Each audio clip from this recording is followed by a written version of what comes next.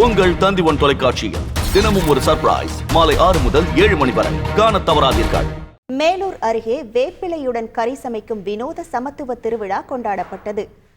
சுந்தரராஜபுரத்தில் உள்ள ஐந்துமுழி சுவாமி கோவில் ஆடித்திருவிழாவில் சுற்றுவட்டார கிராமத்தை சேர்ந்தவர்கள் நேர்த்திக்கடனாக விடப்பட்ட ஆயிரக்கணக்கான ஆடு, கோழிகள் பலியிடப்பட்டது. தொடர்ந்து அதனுடன் மசாலா கலக்காமல் வேப்பிலையை பயன்படுத்தி சமையல் செய்யப்பட்டது. அதனை சுவாமிக்கு படையலிட்டு வழிபட்ட மக்கள் பிரித்து வீட்டுக்கு கொண்டு சென்றனர்.